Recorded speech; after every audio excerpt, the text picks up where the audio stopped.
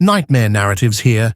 I've put a lot of care into bringing these classics to you, and I'd love to know where you're listening from. Feel free to leave a comment, and if you're enjoying this, a like would mean a lot. Now, sit back and enjoy the show. This episode from the life of Sherlock Holmes will be transmitted to our men and women overseas by shortwave and through the worldwide facilities of the Armed Forces Radio Service. Petri Wine brings you Basil Rathbone and Nigel Bruce in the new adventures of Sherlock Holmes.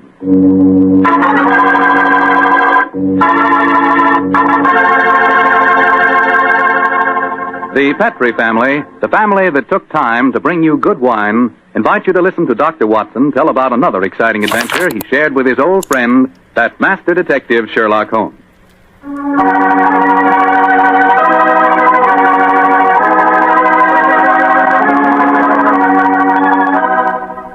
And now for our weekly visit with the good Dr. Watson. Let's see if he's waiting for us. Come in.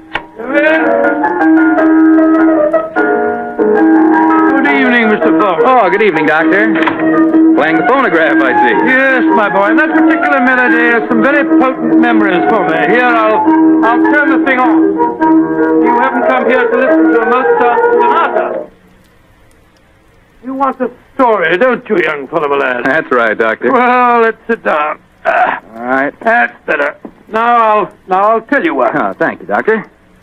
Began in Vienna in 1889, many years before the insane house painter named Schicklgruber had converted that gay city into a place of fear and oppression.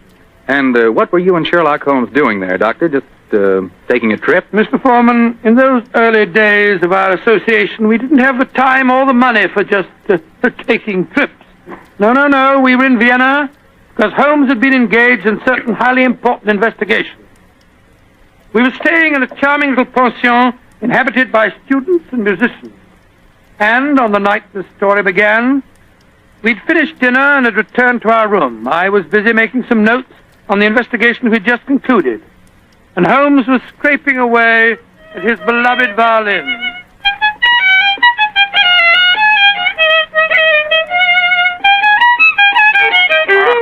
Found it. What's wrong? Why can't I get it? Oh, it sounds very pretty to me. Pretty, really, old chap. An amateur. And a heavy-fingered one at that. Listen to this. Oh, sounds like a fiddler at an Irish wake.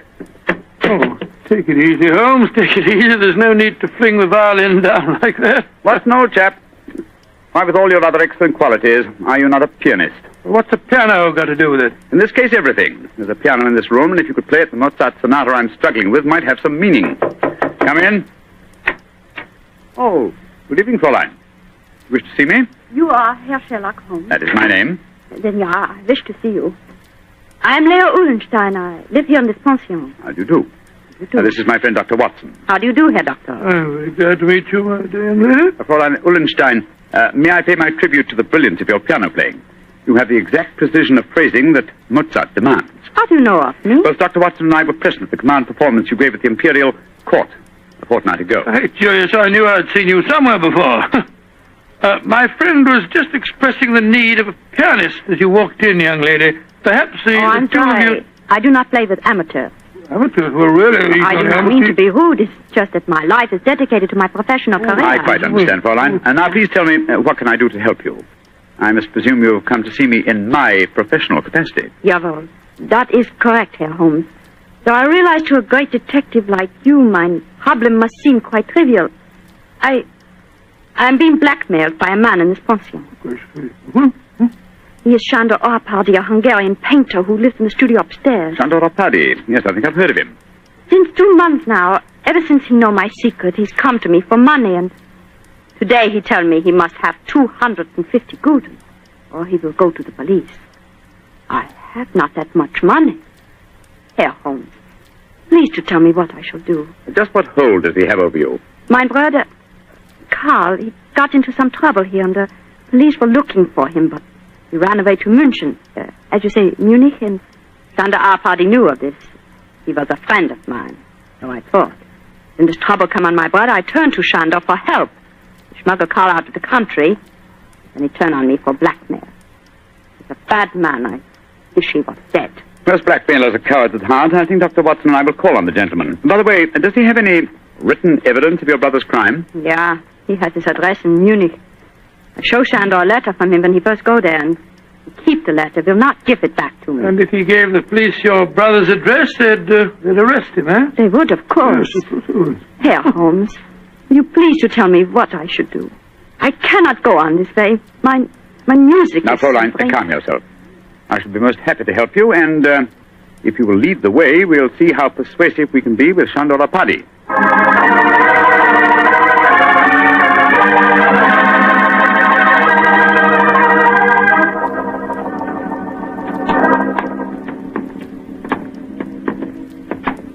That is the studio, Herr Holmes, at the end of the corridor. I see. Now, remember, young lady, you'd better let me do most of the talking.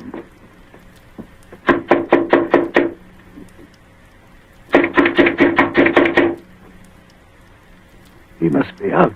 That is possible. Ah, locked. I think, bearing in mind our Paddy's profession, we'll take the liberty of opening his door. That doesn't look a very complicated lock to me. Oh, I think this skeleton key will do the trick.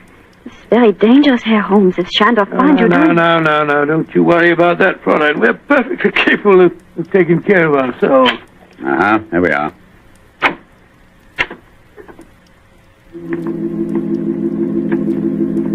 Close the door behind you, will you, Watson? Can't see a thing. I'll strike a match. Oh, Gott, Quick, can't look at him. Slumped over his desk. Light the gas, will you, Watson?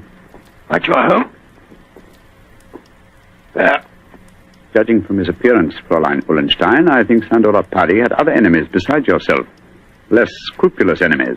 He's been strangled. Look at the finger marks on his throat. Is he... Yes. His body is still warm, though. I'm afraid he's dead. I am glad. He was a bad man. Deserved to die. Watson, do you notice that the fingers of the killer have broken the skin and drawn blood? Oh, yes, so they have. Should we not communicate with the police? Before we do that, Fräulein, we must see if we can find your brother's letter. Help me move the body, will you, Watson? Lying across an open dispatch box that might contain the document in question. Right, Joe. Come on, Buffalo. That's it. For a painter, the late Mr. Paddy was an unusually methodical man. Everything filed here in alphabetical order. Here we are. You, Fräulein Lea Ullenstein. And the letter has the Munich postmark. Oh. I think this must be the document in question. Will you examine it, please, Fräulein? Yeah, this is the letter. Herr Holmes, how can I thank you? There's very little to thank me for. If the blackmailer were still alive, I fear it wouldn't have been so simple a matter. I wonder what other treasures this box contains. Hello? Hello? What is it, Holmes? Interesting. Extremely interesting. Look at this, old fellow. Good Lord. Information on the case that we've just been working on. Exactly, and from the names attached to the document, I think we may assume that the dead man did not confine his blackmailing to struggling young pianists. He was after big game, too. Yes, we'd better be careful, Holmes. I don't think that we should go for the police just yet. No. We'll start by having a little talk with the other residents of this pension. Fräulein, who lives in the room adjoining this one?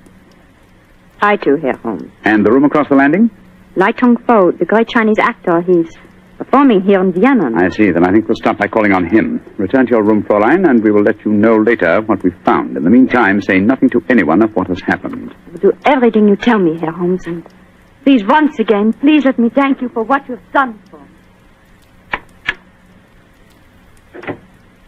You know, Holmes, I'm not sure that girl didn't strangle Paddy herself. A pianist would have unusual strength in her fingers. And we know that she had the motive. And look how unnaturally calm she was when she realized the man was dead. I disagree with you, old fellow. Huh? I think what you refer to as unnatural calmness is really the cold detachment of the true artist. Well, I have a feeling that we should keep an eye on her, just the same. We will, Watson, we will. And now I suggest we pay a visit across the landing to the distinguished Chinese actor, Mr. Ling Tu-fo.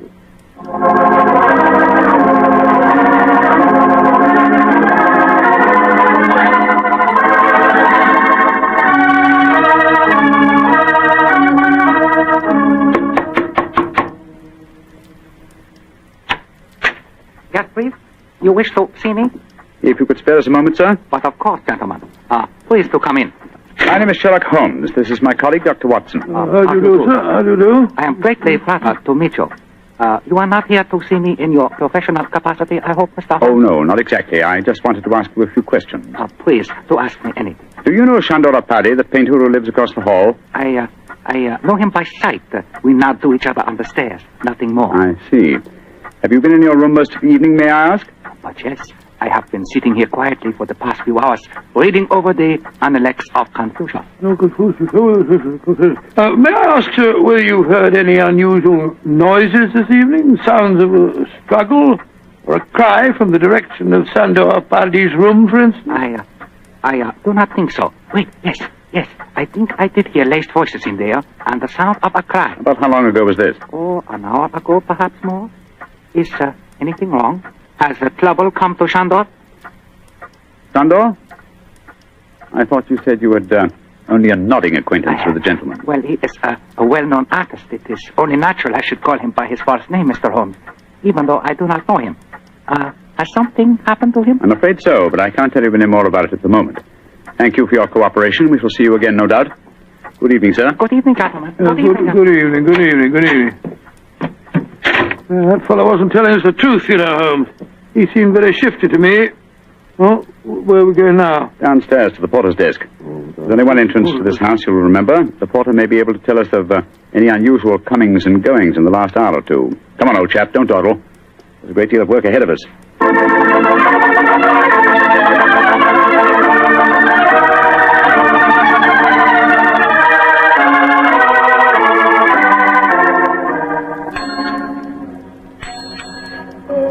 Herr Holmes, what can I do for you? How long have you been on duty tonight? Since 5 o'clock. Did you notice what people have come in or gone out since then? No one has gone out. Ah, splendid. And who came in? Fräulein Ullenstein came in just after 6, Oh, yes. and Herr Apperdy, the painter, came in a few minutes later. That is all. Ah. Who lives in the other ground floor apartments besides Dr. Watson and myself? There are only 2 other apartments. In the one to the right of the corridor lives Madame Janssen. She's a Swedish lady, a sculptor. And in the other? Signora Violetti, the Italian opera singer. Oh, thank you. Thank you very much. I'm much obliged to you. I'm happy to be of service, Herr Holmes. Where are we off to now? Back to our room? Oh, we'll call on Madame Violetti if she's at home.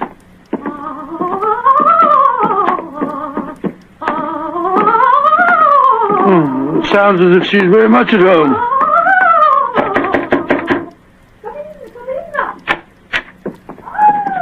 Signor Sherlock Holmes, that is a friend have come to see me. Bravo! Bravissimo! I have so much wish to make your acquaintance. Sit down. No, I'm afraid we can only stay for a moment, madam. My friend wanted to ask you a few questions. Yes, Signora. I just wanted to I know... know your questions. Oh. You play the violin. I have heard you. Yes. You want to know whether the great Valeria will allow you to accompany her in the magnificent soprano aria allo so from Mozart's Il Flauto Magico. Violetti's answer to your question is si, si. yes, madam. Forgive me, Signora, but if you don't mind. But that was not one of my questions. It was not. But I will sing it with you just the same. You flatter me, but at the moment there are other things on my mind. Signora Violetti, do you know Shandora Paddy? By his side. That is all. He makes eyes at me, but I no pay attention. I do not like ungallant. You haven't seen him this evening? No. I've been alone, reviewing the score at La Traviata. Sempre libera di Dio, yes. polizare di gioia in gioia, potestare. I am to sing it next week here in Vienna. I hope you will both be present. It would be a great treat for I'm you. sure it would be, Signora. Now, if you'll excuse us. Oh, it is sad you must go so soon. But come and see me again, and I will sing for you both before you leave Vienna. Great Scott, what a ghastly woman. She's not your murderess, I'm sure. And now I suppose we'll have to question this sculptress woman. And then we'll talk to everyone in the house. No, I think before we visit her, we'll examine the dead man's room a little more closely. That black tin dispatch box may hold the key to this mystery.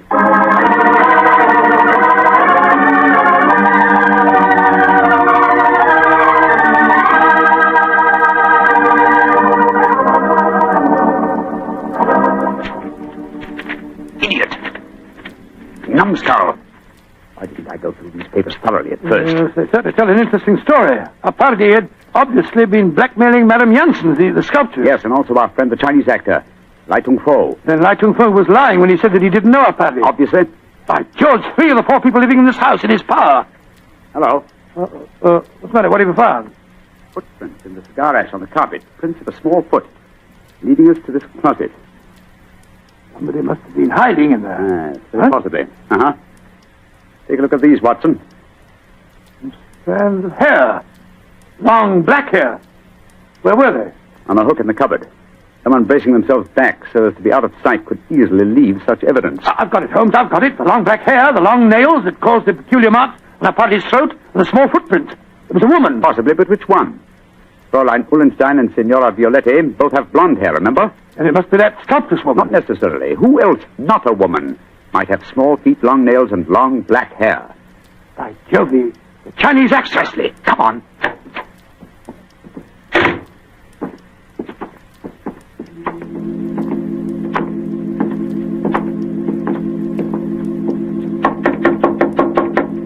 I hope he's still there. Come on, sir, come on, let's go in. Holmes, look at him. He's praying. His head's in his hand. Oh, my dear fellow, I'm afraid prayers can do him no good now. He's been strangled. Strangled with his own cue.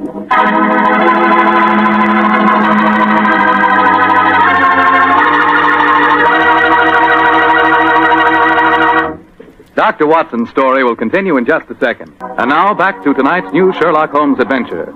The famous pair are staying in Vienna, where they've become involved in the mysterious strangling of a notorious blackmailer. As we rejoin our story, Sherlock Holmes and Dr. Watson are cross-questioning another of the suspects, a Swedish sculptress by the name of Madame Janssen. What do you want with me? Why have you come in here? Well, we just wanted to ask you a few questions, madam. To admire your figurines, may I ask if you always work in clay? Yeah, but what's that to you? Do you wish to buy some of my sculpture? No, but I assure you the question was pertinent. Tell me who you are and stop wasting my time. My friend is a private detective, madam. A detective? Who sent you here? No one sent me here. I'm conducting an investigation of the murder of Shandor Apadi. Shandor dead. Mm-hmm. Good. I'm glad. Yes, madam, but we happen to know that you had a motive for killing him. He'd been blackmailing you. Get out of here. What right have you to come here and question me? No. Look here, madam. If you know what's good for you, you will answer our And question. if you know what's good for you, you'll get out of here, both of you. Come along, Watson. But, Holmes, you can't possibly... Forgive me, madam, for our intrusion. We meant no rudeness. You have been rude. Intolerably rude. Go away. Whatever made you back down like that, Holmes? Obviously, she's the killer. Rubbish. But her hair was jet black. Yes, but it was short hair. And didn't you notice the size of her feet? Anyway, she works in clay. If it had been marble, I might have suspected her. Upon my soul, Holmes, I wish you'd tell me what you're driving at. I have the answer to these killings now, Watson. But I'll have to prove it. I'm afraid I must work without you, old chap. Do you mind waiting for me in our room? No. Wait a minute. That may be dangerous. Wait for me in Signora Violetti's room, if you don't mind. I'll join you there as soon as my work is done. Pretend that you have returned because you were so enchanted with her voice. Oh, great Scott, Holmes, you can't ask me to be alone with that dreadful woman. Please do as I say, Watson, and don't question me. There isn't a moment to be lost.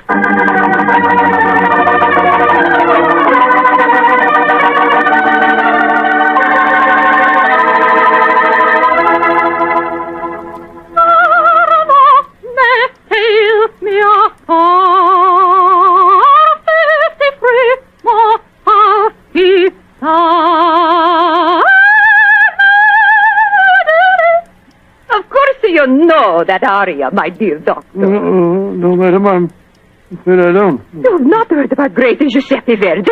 Well, yes, I heard of him, of course, but I can't identify his work. That was from a Rigoletto, you silly man. Rigoletto? Come, tell me your favorite composer. I will sing something of his just for you.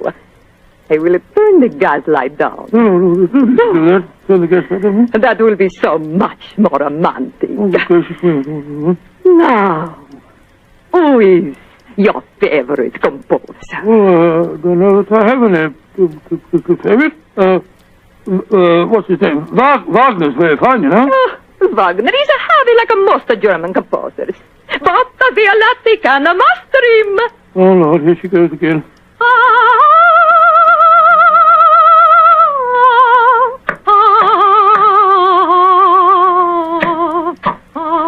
Come in. Come in. I cannot see who it is. Come into the light. It is I. Great heavens, the Chinese actor. I am sorry to make commotion, but as we say in my country, those who return from graves seek with double knowledge. Oh, you devil! You devil! I kill you once! I kill you once! I kill you again! Thank you for the confession, Senora Violetti. You can testify to it, Watson. Holmes! No, you don't, Senora. Your nails are too sharp for my liking. I'll kill you two, both of you! I'll kill you! Catch her! She's fainted, Holmes. Fainted, eh?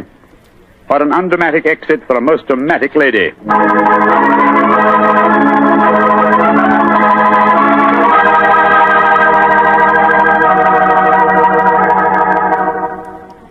Well, Holmes, now that you've turned Signora Violetti over to the police, perhaps you tell me what made you certain that she was the murderess. It was obvious from the beginning that Apari was strangled by someone with long fingernails. When Lai Tung Fo was killed, it ruled him out. Then who was the woman with a motive and long nails? First of all, no. Elementary, my dear fellow. Was the woman Fräulein Ullenstein? No. Being a concert pianist, her nails were naturally short. The sculptress who worked in clay? Again, no. That would make it impossible for her to mold her delicate figurines. Therefore, Signora Violetti, by the process of elimination, was the only woman with long nails. But why did she strangle the Chinese actor, too? Undoubtedly, he witnessed the first killing. The long black hairs in the closet were from his cue. I presume that later he threatened Signora Violetti, and so he himself was strangled. I still don't understand why she strangled our party in the first place. Dr. Watson, well, I think you'll find that he's been blackmailing her, too. Remember, he had documents incriminating everyone in the house except her. I think we may assume she killed him and then removed her own papers from the dispatch box. But I'd no proof, and so, well, I had to frighten her into confession. So that's why you disguised yourself as Lai Tung Fu. Yes, I borrowed the robes from his room. It was lucky that the lights were low as I entered. Yes. And it's also fortunate that to the average European, all Chinese look alike. Come in. Ah, Fräulein Ullenstein. We'll be coming in to see you in a few minutes. I've been waiting so anxiously. Is everything all right? Well, from your point of view, my dear young lady, yes. There's nothing more for you to worry about. Oh, I would like to repay you, Herr Holmes. I've done very little for you, but if you really feel that you owe me something... Yeah? Well, perhaps just this once you wouldn't mind accompanying an amateur? It would be a pleasure. What did you wish me to play? A Mozart sonata. But of course. The rondo from the E-flat, I Ah, suppose, that's splendid. Please, Fräulein.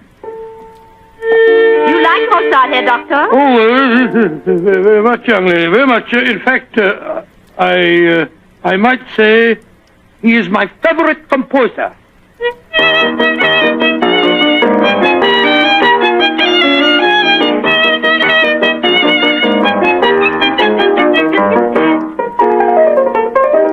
Charming. Perfectly charming. I only wish that all our adventures could end so melodiously.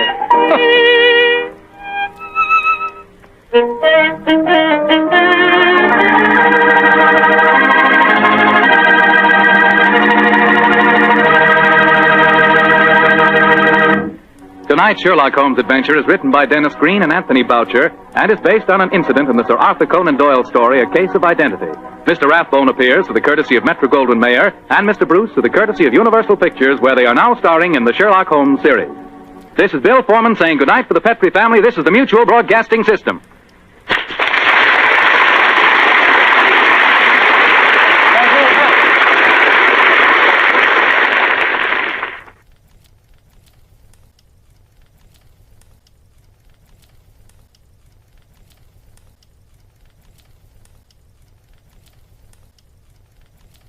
Thank you for watching. Please don't forget to like, share, and subscribe to stay updated on upcoming videos here on Nightmare Narratives. Feel free to check out our other videos, as you might find something you'll love. Enjoy.